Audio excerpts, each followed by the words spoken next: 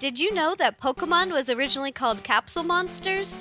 The initial concept was inspired by Japanese gashapon machines, vending machines that supplied capsules containing collectible toys. Some early concept art even suggests that Pokemon were meant to be sold in shops, just like gashapon toys. The name was changed from capsule monsters to Capumon because of trademarking issues, but the name Pocket Monsters is what finally stuck. The first Pokemon games developed were Pokemon Red and Green. Development was long, which started in 1990 and ran all the way into 1996.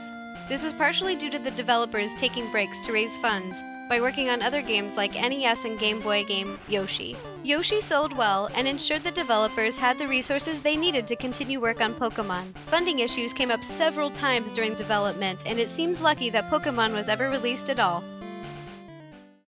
The main man behind Pokemon was Satoshi Tajiri. He actually came up with the initial idea and pitched it to Nintendo. Though the game was initially rejected, Shigeru Miyamoto, the creator of Super Mario Bros. And The Legend of Zelda, took interest in his idea.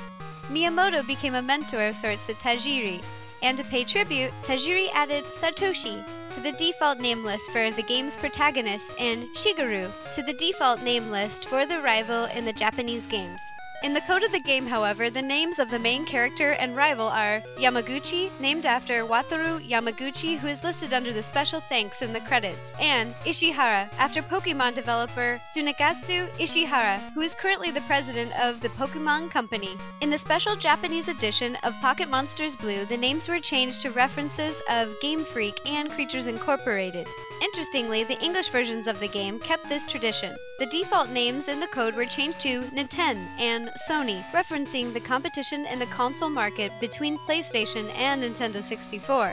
And speaking of Nintendo 64, there was once a fully fledged Pokemon game in the works for this console titled Pocket Monsters RPG, not to be confused with Pocket Monsters 64, which was the name given to Pokemon Stadium during development. All we know about the game is that Pokemon's creator Tajiri was involved, and comments were made by Miyamoto suggesting that it would possibly share the art assets with Pokemon Stadium. It's unknown why the project was cancelled. Although Pokemon RPGs did come to the GameCube, those games were not developed by Game Freak, and Tajiri did not appear in the credits.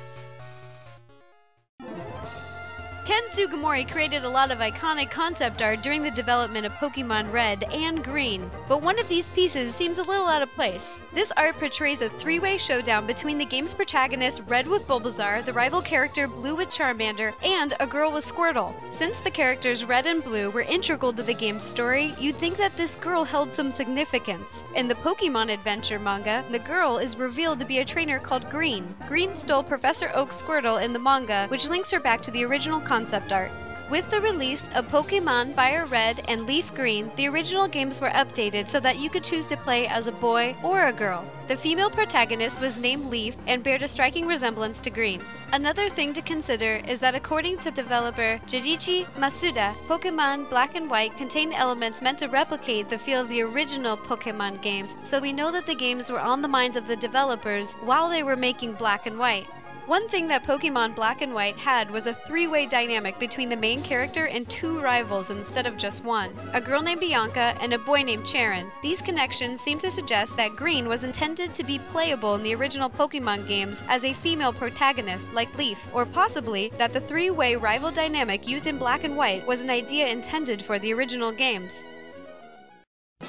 In Generation 1 Pokemon games, you can actually fish in statues located in gyms and Indigo Plateau, and even catch Pokemon inside them. You can find Magikarps with the Old Rod, Poliwags, Goldines with the Good Rod, and Krabbies, Psyducks, and more Goldines at a higher level with the Super Rod. Although the Super Rod only seemed to work in the Cerulean City Gym, this also only works on larger statues in the game, not smaller ones. You can surf on statues too, but no wild Pokemon will appear while you're surfing.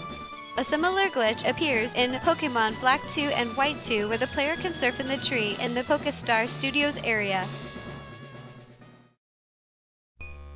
There's evidence suggesting that the Psychic type in Pokemon is weak to Bug, Ghost, and Dark type because they are all basic fears, and fear can manipulate the mind. The ability Rattle raises the user's speed when hit by Bug, Dark, or Ghost-type Pokemon, implying they've been shaken up or scared, strengthening this idea. In the Japanese version of the game, Dark type is named Evil type, so the idea can apply there too.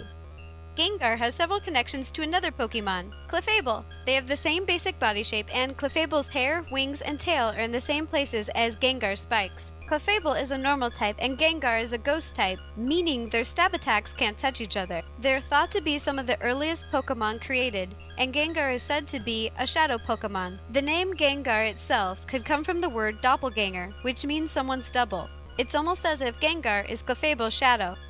Another creepy thing about Pokemon is that when Paras evolves into Parasect, it's actually being engulfed by the fungi growing on its back. The fungi takes over the Pokemon's body and becomes the control center. Parasect is left zombified, which is illustrated by its eerie lack of pupils.